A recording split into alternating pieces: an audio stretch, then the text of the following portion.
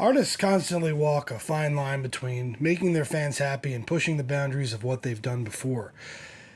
Some fans are more demanding than others, and none more demanding than the folk music fans that gathered in Newport, Rhode Island in 1965 to see the current king of folk music, Bob Dylan. But what they would witness that day would be a seismic shift in their sensibilities, and not all of them were thrilled about it. Stay tuned.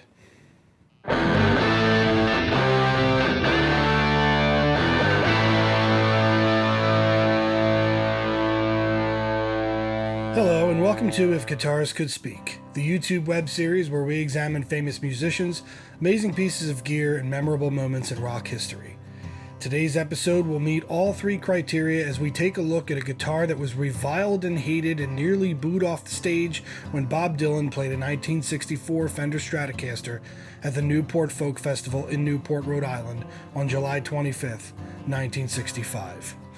But before we get into it, please don't forget to subscribe to the Guitar Historian channel and make sure you drop a like below to let the YouTube algorithm know that you think other guitar fans would like to see this video. Now, let's take a look at the most hated Strat in history. Bob Dylan's rise into the folk music community was immediate and definitive, with the young Minnesotan exploding onto the music scene in 1962 with his self-titled debut, followed by two of the greatest folk music albums ever recorded, 1963's Freewheelin' Bob Dylan and 1964's The Times They Are A-Changin'. It didn't take long for Dylan to rise to the top of a folk circuit that had been dominated by older artists, and many folk fans saw him as both a breath of fresh air and an artist who didn't stray too far from the roots of folk music itself. By 1964, Dylan had established himself as a master lyricist and noted artist among his fellow musicians when he released Another Side of Bob Dylan in August of '64. By this point, Dylan's presence was even being felt on the other side of the pond, as two young British songwriters named Lennon and McCartney were just finding their voices as hitmakers. They counted Dylan as one of their top inspirations when it came to writing lyrics. Any folk musician worth their salt had to make the pilgrimage to Newport, Rhode Island to play the folk festival, even though the festival had only just formed in 1959 as an answer to the Newport Jazz Festival, which had beaten it by 5 years. The festival was started by Bostonian George Wine, who had also started the Jazz Festival when he realized that a genuine American folk music revival was happening throughout the country. It started as an afternoon show on Sundays, but the gigs became so popular that Wine realized that a full festival was needed.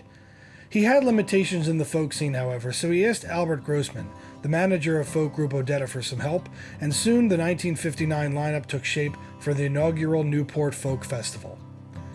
Such heavyweights as Pete Seeger, Earl Scruggs, the Kingston Trio, and it even featured the debut of an 18-year-old folk phenom named Joan Baez.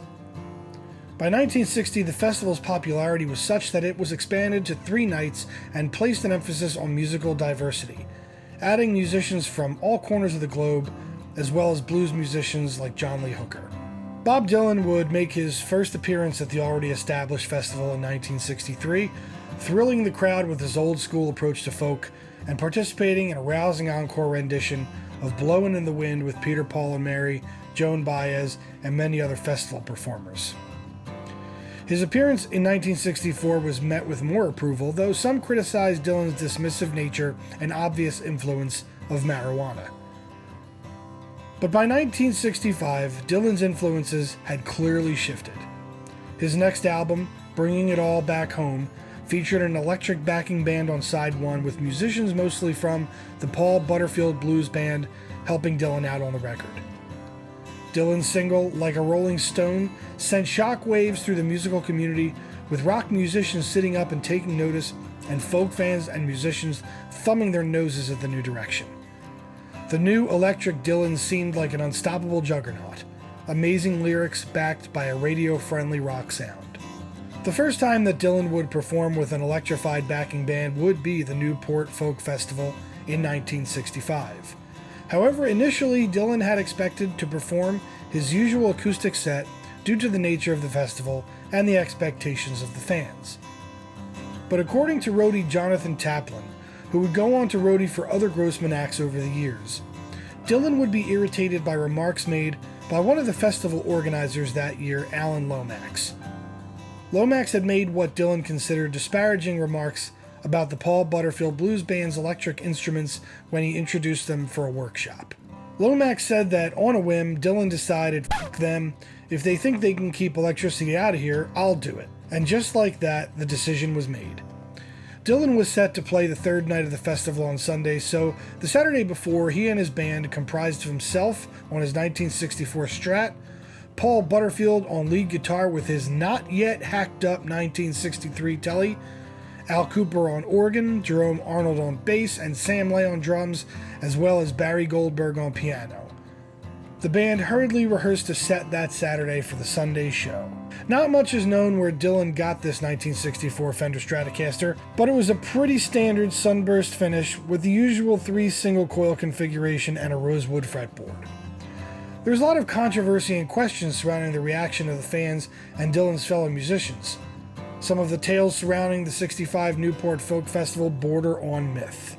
There's a story that Pete Seeger was so enraged by Dylan's turncoat activities that he threatened to cut power to the stage. Others say that the reception of the audience was mostly positive, with only a few loud hardliners making their displeasure known. Whatever the audience thought, Dylan never looked back and forged a new path in his career, using a full band for a majority of his future music.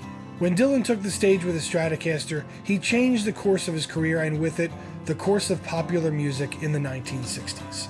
Although not many people know where the guitar initially came from, an even more interesting story is what happened to it after the show.